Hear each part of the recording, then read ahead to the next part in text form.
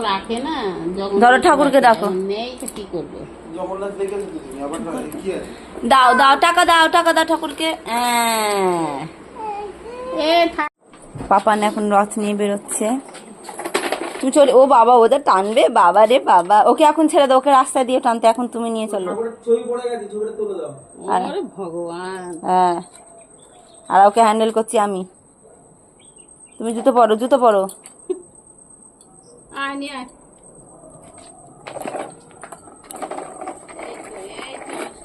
এই তো ওইখানে তুমি ধরো, কারণ পড়ে যাবে ওখানে।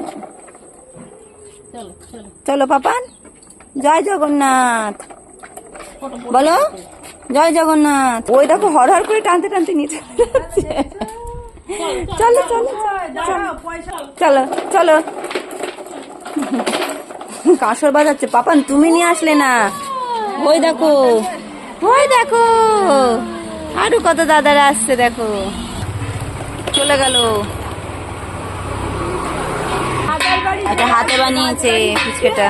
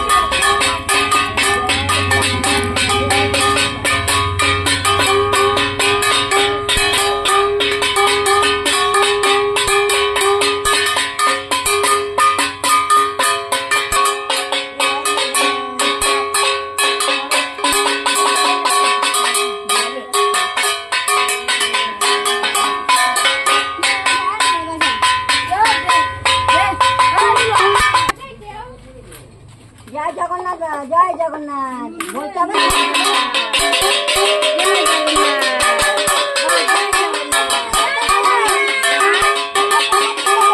বাচ্চারা ভালোই সবাই রথ বের করেছে দেখছি। এবছর পাপানার প্রথম রথ। আকাশ ঘিরে দেখুন মেঘ করেছে কেমন ওদিকে।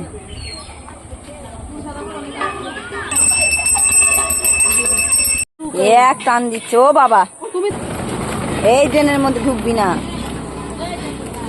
কি সুন্দর টানছে, ভালোই টানছে বেশ, কি সুন্দর মেয়েটা রথটা। বৃষ্টিও শুরু হয়েছে এদিকে। ওই কি জোরে জোরে টানছে রে মেয়েটা। এই তো কি সুন্দর টেনেছে শোনা দাদাকে।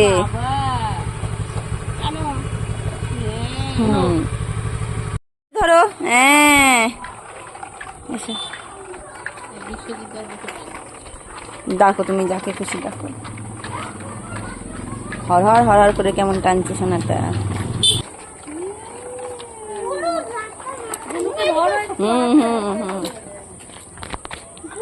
চলো অন্বেষা বেরিয়ে আসি।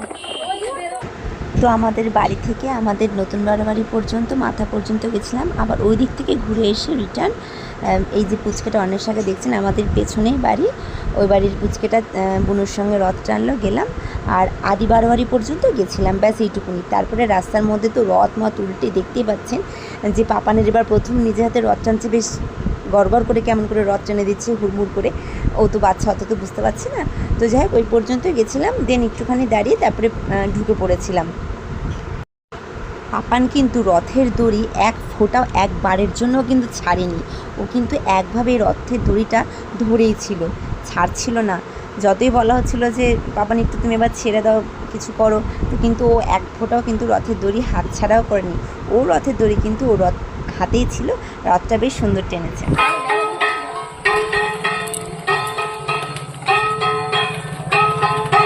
জয় জগন্নাথ বলো, জয় জগন্নাথ।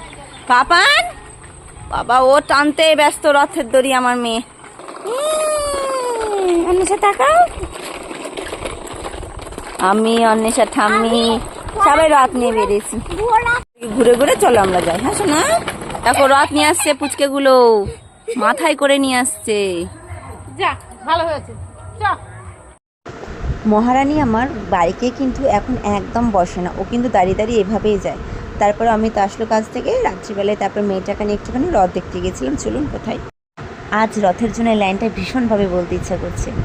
রথযাত্রা লোকারণ্য মহা ধুমধাম, ভক্তেরা লুটায় পথে করিছে প্রণাম। রথভাবে আমি দেব, পথভাবে আমি, মূর্তিভাবে আমি দেব, হাসি নাতন যাবি। তো এটা হচ্ছে আমাদের হাই স্ট্রিটের রথ, দর্শন করে নিন। রথ আর ভিড় হবে না তা তো হয় না, তো ভীষণ প্রচণ্ড পরিমাণ ভিড় ছিল, বড় রথের কাছে যেতে পারিনি। তো এই রথটা দেখুন ভীষণ সুন্দর সাজিয়েছে।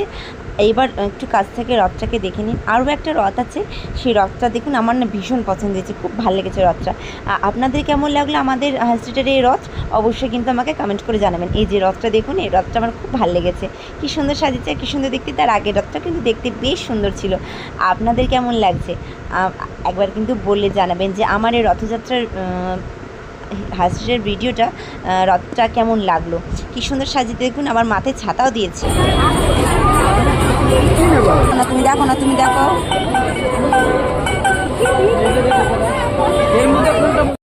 খুব ভিড় ছিল রথের কাছে, প্রথমেই বললাম, ওই জন্য পাপানকে নিয়ে এবার আর রথের কাছে একদম যেতে পারেনি। আর পাপান এবছর এই বড় রথের দড়িটাও টানতে পারেনি, ওই কারণে আর টানতে পারেনি। আর দেখতে পাচ্ছেন যে রাস্তায় প্রচুর ভিড়, খুব ভিড়, রথযাত্রা, ভিড় তো হবেই।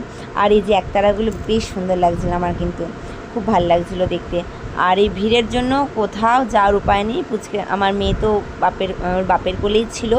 আর এই রথগুলো, ছোটো ছোটো রথগুলো একটুখানি আপনাদের সাথে শেয়ার করে দিলাম। আমি জানি না আপনাদের সকলের কী মত, কিন্তু রথ মানে বিশ্বাস করুন, আমি জানি না কেন আমার কোথাও জানি মাটির পুতুলগুলো যদি আমি দেখতে না পাই বা যদি না কিনে, আমার কোথাও একটা অসম্পূর্ণ বলে মনে হয়। আমার ভীষণভাবে ভালো লাগে। আর আমাদের কৃষ্ণনগরের মাটির পুতুল দেখে নিন, বিখ্যাত। তো কেমন দেখলেন আপনারা মাটির পুতুলগুলো? দেখুন, ওই পুতুলটা বেশ ঘাড় নাড়া পুতুল, খুব ভালো লাগছিলো। গিয়েছিলাম, ওই যে পাপান দেখেছেন, দেখাচ্ছে কেমন আইসক্রিম দেখাচ্ছে। আর এই যে মাটির পুতুলটা দেখতে পাচ্ছেন, আমার তো খুব ভালো লাগছিলো মাটির পুতুলগুলো দেখতে। আর এখানে ভুট্টা আমরা সকলেই ভালোবাসি কম বেশি। তারপরে চলে গেছিলাম একটুখানি ফুচকা খেতে গিয়ে একটা ছোট্ট একটুখানি আমি দুঃখিত হলাম। এত বছর আছি কৃষ্ণনগরে, আগে অবশ্য জেঠুটা এখানে বসতেন না, তো ইদানিং আমি একবার এই জেঠুর কাছে ফুচকা খেয়েছিলাম। আমার খেয়ে ফুচকা ভীষণ ভালো লেগেছিলো, কিন্তু রথের দিন খেতে গেলাম, তো জেঠু বললেন হবে না, জল নেই, তো উদাসমণি জেঠুর কাছ থেকে ফিরে আসলাম। আর এইবার আসি একদম অন্তিম পর্যায়ে, মানে যেটা ছাড়া রথযাত্রা একেবারেই অসম্পূর্ণ, যাকে বলা হয় জিলিপি।